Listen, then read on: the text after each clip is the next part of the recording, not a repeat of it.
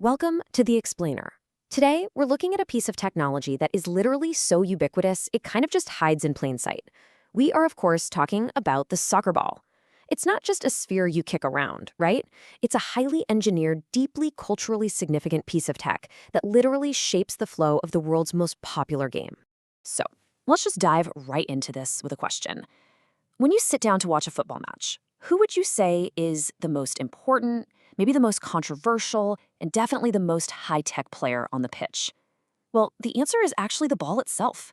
It's this invisible actor out there. It responds to altitude, to temperature, to spin. It can literally make a legendary goalkeeper look totally foolish, or it can help a striker score the absolute goal of the century. But, it definitely wasn't always this masterpiece of modern engineering. In fact, if we go back to the very first World Cup final in 1930, standardization was so loose that Argentina and Uruguay literally argued over which unstandardized leather ball to use. No joke. The referee's solution? Well, they played the first half with Argentina's heavy-laced Tiento ball and then swapped to Uruguay's T model for the second half. Just total uncoordinated chaos. Section 1. The early leather chaos.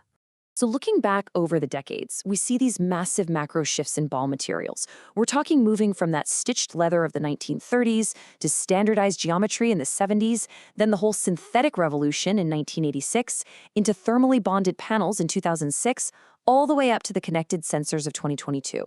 And the really cool thing is, each leap forward was designed to solve very specific physical problems of its era.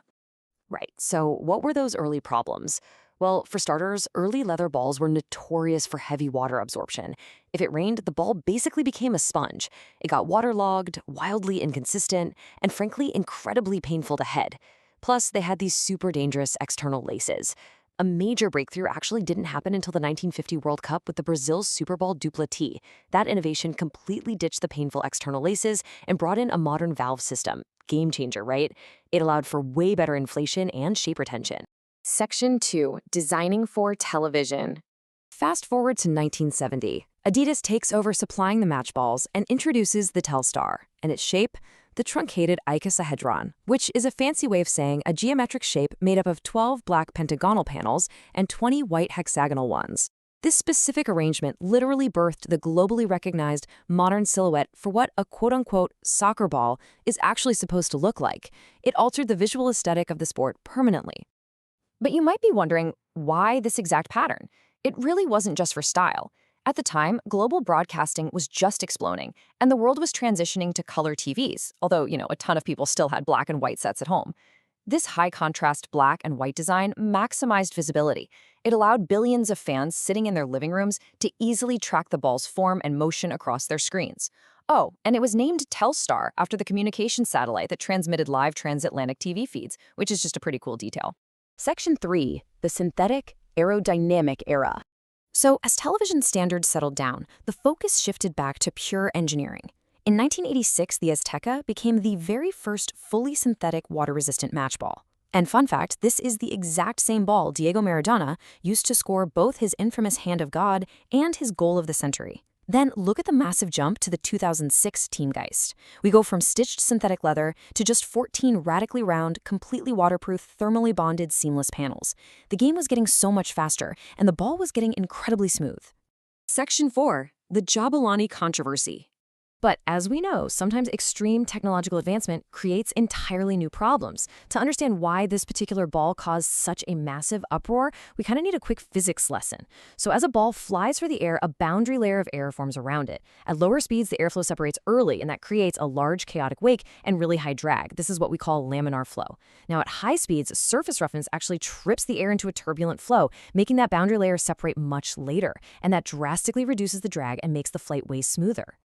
If we compare the 2010 Jabulani to the 2014 Brazuca, it reveals this really stark physical contrast.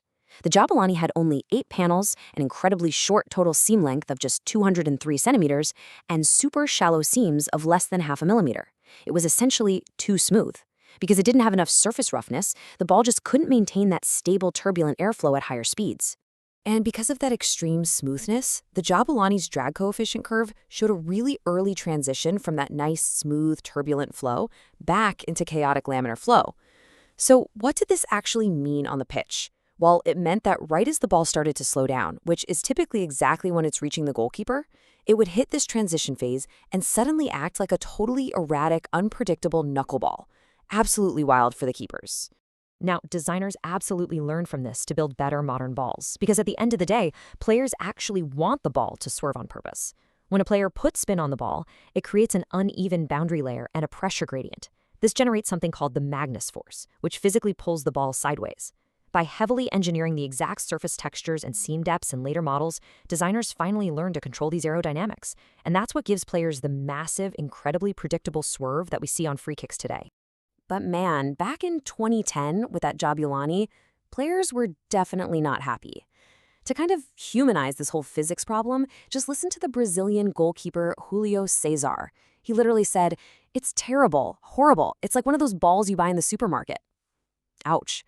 That widespread frustration ultimately forced FIFA and Adidas to seriously rethink the balance between extreme aerodynamic smoothness and actual player predictability. Section 5. The Smart Ball Revolution. Now, before we get to the microchips, we really have to look at the cultural and manufacturing side of all this. Modern balls are deeply, deeply tied to global identities. Behind the scenes, the city of Sialkot in Pakistan actually operates as the global hub for this production, manufacturing just a massive portion of the world's high-tech footballs. Balls like the 2014 Brazuca were famously named directly by Brazilian fans, and the 2022 Al Rihla in Qatar, that was a huge step for sustainability. It was the very first World Cup official match ball produced primarily with environmentally friendly inks and adhesives. Okay, let's talk about the tech. 500 hertz. I really want you to remember that massive number. Inside the bladder of the 2022 Al Rahela ball sits a suspended inertial measurement unit, or IMU. This little sensor tracks the ball's acceleration and three-dimensional movement 500 times every single second. It's just incredible.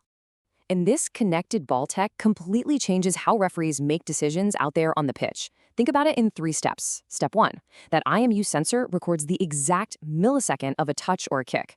Step 2, that data is instantly beamed out and combined with 16 optical tracking cameras mounted all around the stadium.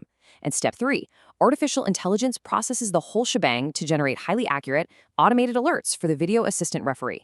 It basically solves the human error problem for those incredibly tight, controversial offside and goal line calls. So looking ahead, the 2026 Adidas Trianda, which is slated for North America, continues this exact technological platform. It honestly represents the absolute culmination of nearly a century of relentless evolution. We're talking about perfecting the physical aerodynamics and those seamless textures on the outside while carrying cutting-edge connected microsensors on the inside. Which leaves us with one final, kind of provocative question to think about. With AI, complex boundary layer aerodynamics, and internal sensors now completely dictating the flow and the refereeing of the match, is the ultimate goal to engineer a perfect ball, or is it to engineer a perfect game?